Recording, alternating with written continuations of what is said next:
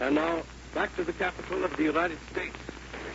Ladies and gentlemen, the President of the United States has asked the Congress to declare a state of war, that a state of war exists between the United States and Japan. He has retired from the chamber of the House of Representatives, from which point he has spoken to the joint session of the Congress. The Speaker has declared the joint session dissolved. The members of the President's cabinet have retired. They were followed immediately by the members of the Supreme Court. And now the Senate. They're leaving the House chamber. The applause you hear in the background comes from the members of the House who cheer their colleagues from the other side of the Capitol building. 96 senators, presumably most of them here because, well, it would appear that they are, slowly filing out the center aisle, the north door of the House chamber, down the long corridor to the Senate chamber. The Speaker of the House conferring for a moment with his parliamentarian, Louis Deshler. And we'll stay with the action here on the House floor for a few moments in order that we may bring you the introduction of the resolution by the Honorable John W. McCormick of Massachusetts, the Majority Leader of the House of Representatives, whom we've been told will present the resolution for the House of Representatives, recognizing the state of war does exist between the United States and the Empire of Japan, and carrying out the request of the President, as stated in his brief message today.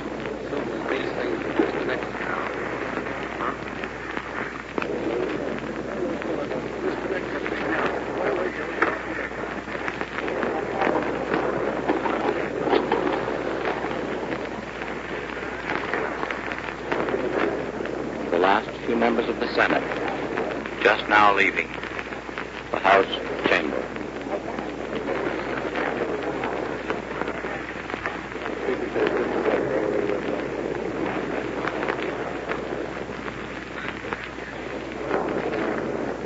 Ladies and gentlemen, in a few moments, the House of Representatives will go back in session, but we have been asked by the Speaker of the House to discontinue broadcasting from the House floor.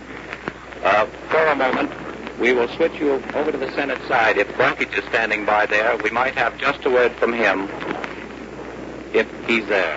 Mr. Brockage, have you a word from the Senate?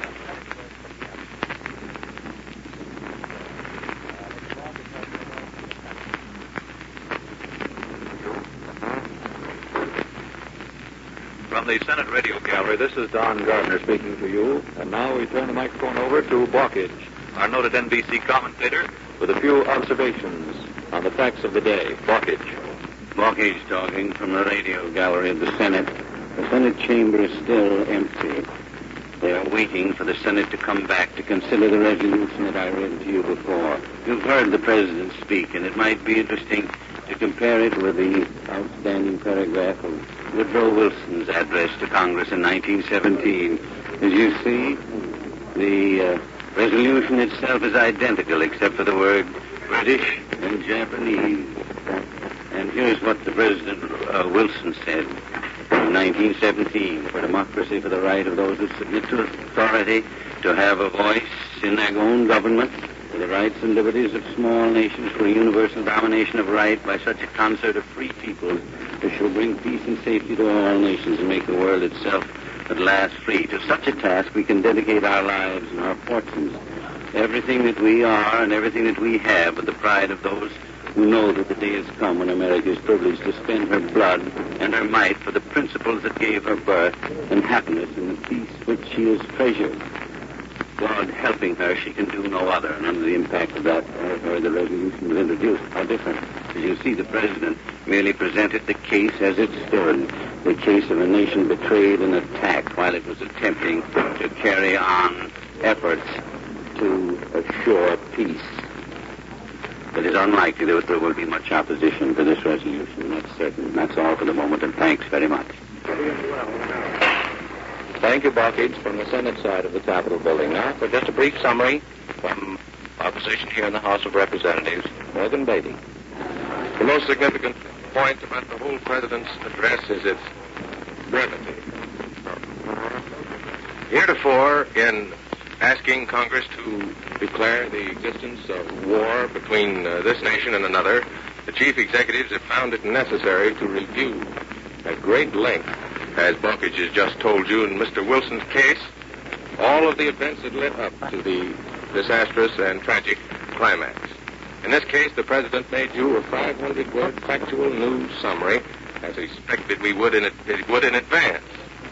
His most significant statement was, outside of the actual request for a legal definition of war, was that the whole nation will always remember the character of this onslaught against us. The American people will win through to absolute victory, no matter how long it takes.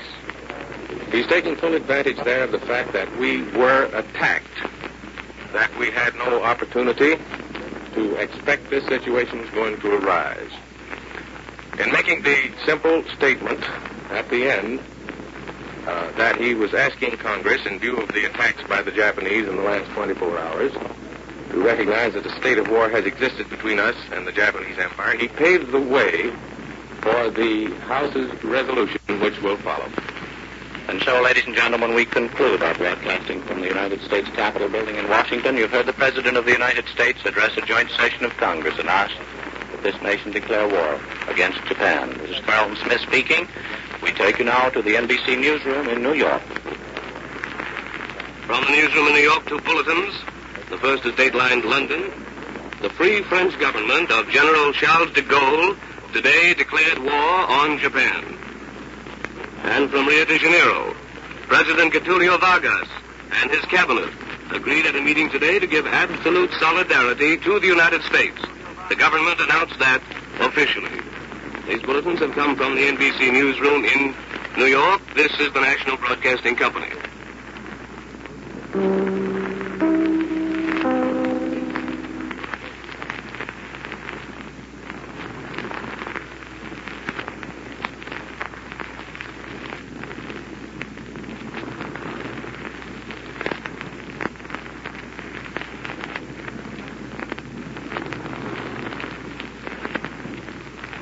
We bring you a program of orchestral music, opening with the Ruy Blau Overture.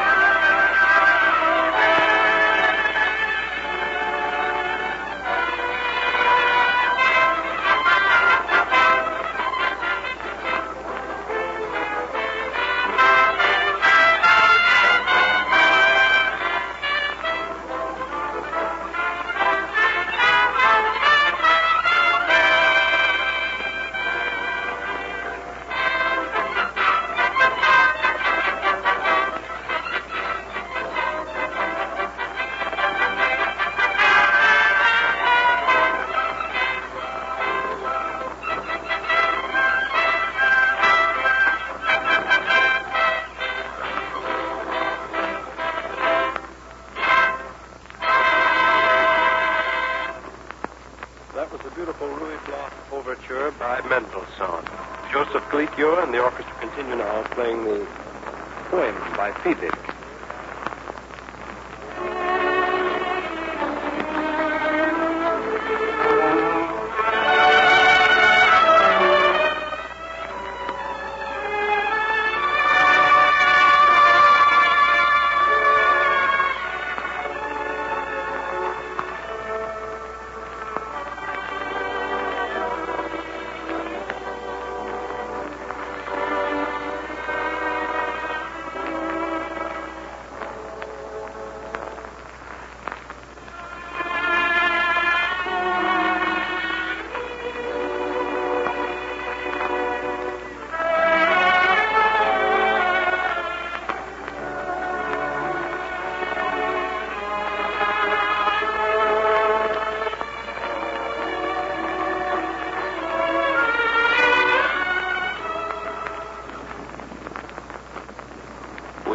Our program at this time to bring you a special bulletin.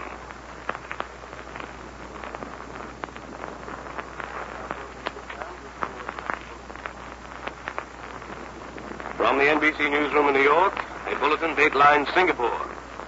The Singapore Command issued a communique late today acknowledging that confused fighting continues in the Kota Baru airdrome area. Now, Kota Baru is 300 miles north of Singapore, an immediate target of Japanese invasion. Earlier, Japanese units attempting to penetrate Malaya from the north were reported being mopped up. Singapore itself had been under air attack today, with the casualties counted at 63 dead and 133 injured. And the Berlin radio reports that Tokyo had its first blackout tonight. The broadcast was heard by the NBC listening post. Here's another bulletin just being handed me. The dateline is Hong Kong. British headquarters in Hong Kong issued the following communique tonight. The defense plan continues to develop satisfactorily. Further demolitions are being made. In a raid this afternoon, a few bombs were dropped, but the raiders scattered as soon as they were fired on, and damage and casualties were not extensive. One Japanese plane was reported shot down over Green Island off the western entrance to Hong Kong Harbor. These bulletins have come to you from the NBC newsroom in New York. We return you now to Chicago.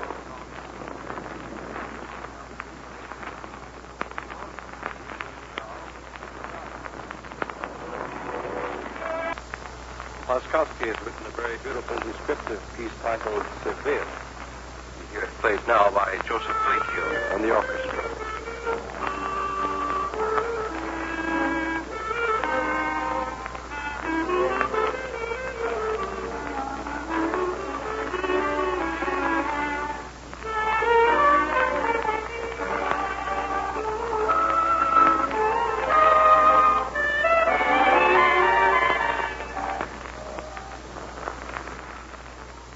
We interrupt our program at this point to bring you a special bulletin.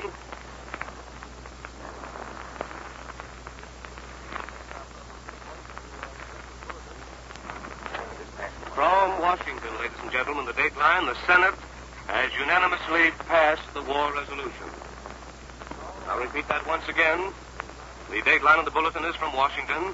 The Senate unanimously has just passed the war resolution. We take you now to Washington.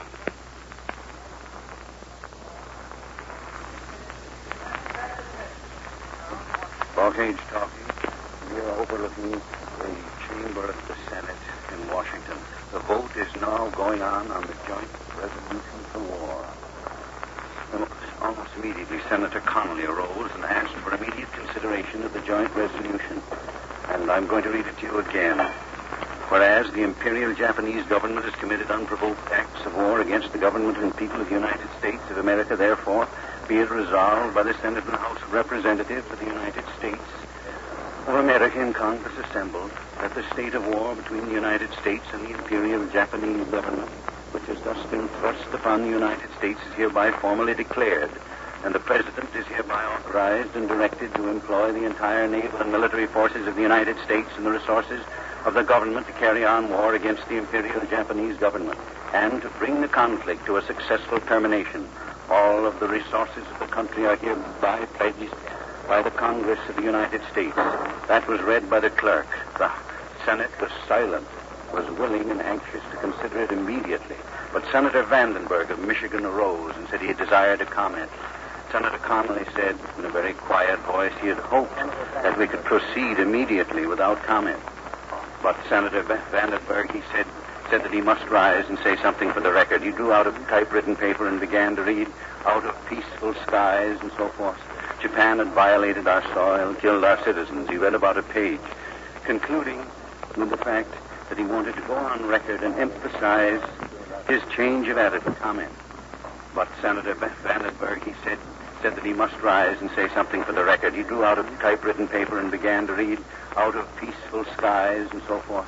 Japan had violated our soil, killed our citizens. He read about a page, concluding with the fact that he wanted to go on record and emphasize his change of attitude to show that, although, as he said, he had opposed the administration, and he has, as you know, been classed as an ardent non-interventionist, he wished to dispel all doubt that we could be weakened from within. As soon as he had finished, the roll call began. It was going on now.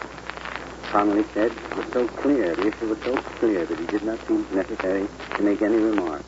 And so they agreed to proceed at about 7 minutes of the hour to vote on the resolution. They're voting now, and when the vote comes in, I'll give it to you. This resolution is, as I pointed out before, I believe it's absolutely identical with the one that was introduced April 2nd, 1917.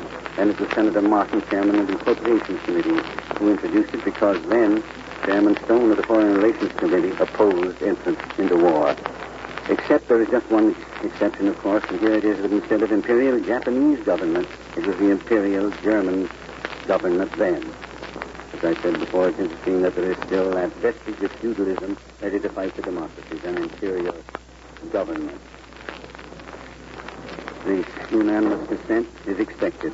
I am expecting, I can't quite hear the vote where I'm standing, but I can see that the senators are sitting quietly in their seats, waiting as the roll call proceeds.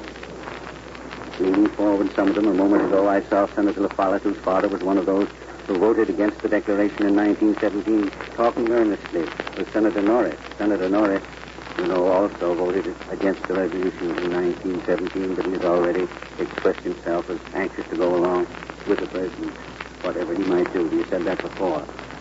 LaFollette argued apparently and earnestly. Norris leaned back with his hand over the seat, and I saw him shaking his head. It might not have been that, of course, and so it seemed. They haven't come to him yet in the roll call. He's seated in exactly the same position that he was then, his elbow on the back of his chair, his hand at his head, his fingers moving up and down contemplatively, one hand stretched out on the desk. He's looking down, and I imagine that he can see that pageant of 1917 arising before him. What a different scene, no, where there were so many opposing the Declaration, where it was quite a debatable subject. And as I said before, when we compare the words issued by the President, to President Wilson at the time, describing the duties of this country in an active sense, to establish principles, to right wrongs, to free the little countries, compare that with what the simple words of our President today, when he merely recounted the acts of aggression and duplicity of the Japanese government against us. And now I'm going to send someone down there to find out what the progress of the vote is. There must be a score. I can't quite hear from here. There are some of the people are moving about now in the aisles. There are others crowding about me here, and I find it difficult to see. The galleries themselves are not filled with spectators. They weren't permitted to enter, as I said before, until the Senate returned from the joint session. Now they're coming in, and naturally they're trying to come all at once. It was a solemn occasion, I can tell you, and the fact that there were no one present but the senators themselves and a few men, the men in the press gallery and one or two of us in the radio gallery at the time, it gave it an almost church-like feeling as the chaplain leaned forward and prayed with attention given to him that I must say I have seldom seen in this gathering, even on serious occasions. Wait a minute, a note is being passed up to me now from one of my NBC assistants here in the gallery. There are no present, I can give you a report that there was at the first roll call, no nays recorded. Of course, some people were absent. Senator Wheeler, I believe, was not here. Do you know whether Senator Wheeler was in the House? And on the first roll call, he was absent. But no nays were recorded. Some were absent. And the official count has not yet been made. We're waiting for that. There's a little movement now. Senator Connolly is on his feet, reading from a document. What's Connolly saying? Can you tell me there? Senator Norris has turned around, but his hand is still up to his chin, and his nervous fingers are moving on the side of his chair. Again, Senator Glass, who has been very anxious, as you know, that we take the active steps before this, is sitting there, his hands folded, looking forward. Now he turned towards Senator Connolly, who is moving behind him and walking down the aisle, addressing the people about him. Apparently there is some step. What? Have you got an getting some? There's a movement now. Senator Barkley has risen. The vote has just been given to me, 82 to nothing. 82 in favor of the resolution which I read to you, declaring that we are in a state of war with the Imperial Japanese government. Now there are people who have raised their feet. The politics is moving backward, talking earnestly. But Wheeler did not vote, I am told. There may be other votes were withheld. It's a strange, tense feeling that seems to be spreading over the Senate. Senator Connolly has risen now. Going down. And I want to. It's quiet to have the vote here, and I'm going to send you back now to the radio gallery of the House of Representatives.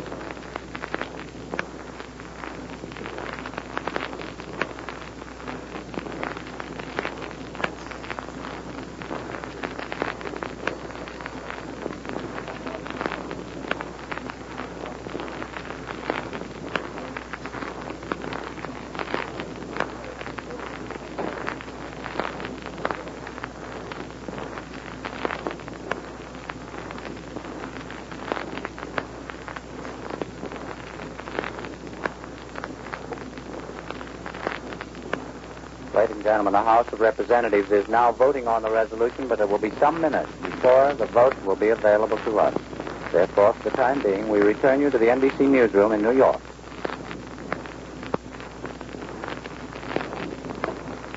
We're back here in the NBC newsroom in New York, ladies and gentlemen.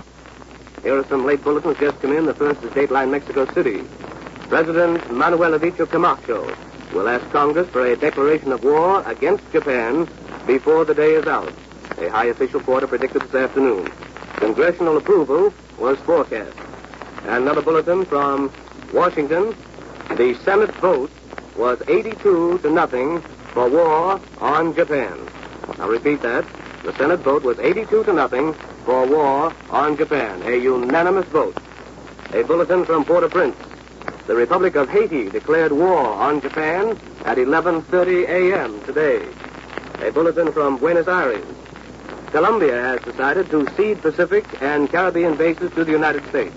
The newspaper Critica reported from Bogota today that the United States will get those Colombian bases for the war against Japan. And the Berlin radio reports that the Emperor of Manchukuo, Kang Te, has proclaimed to his people that Manchukuo has declared war against the United States and Great Britain. Manchukuo is a Japanese puppet state. These bulletins have come to you from the NBC newsroom in New York. This is the National Broadcasting Company.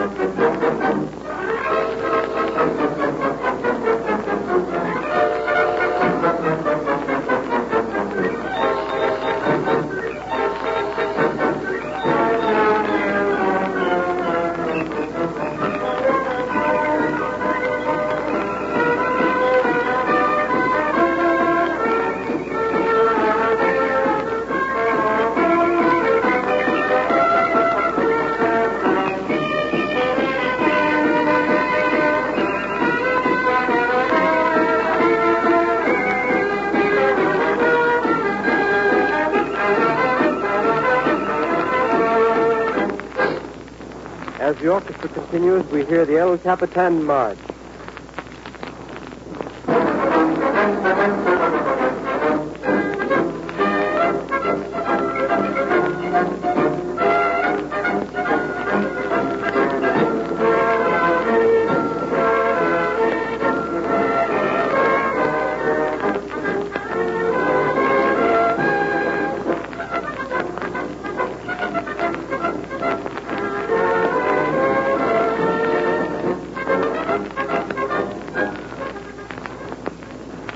We interrupt our program at this time to bring you a late bulletin.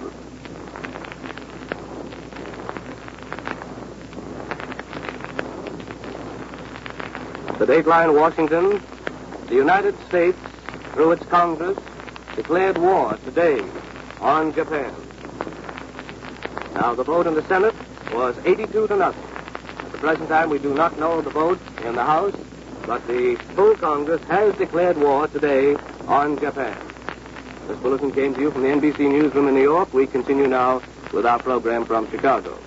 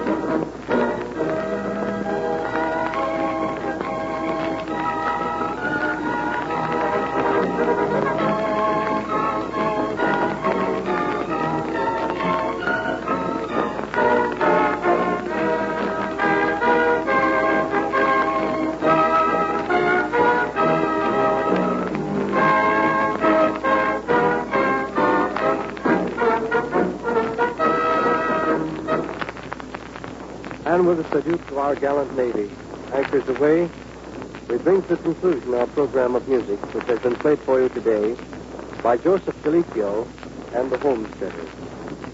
This program reached you from our Chicago studios, and this is the National Broadcasting Company.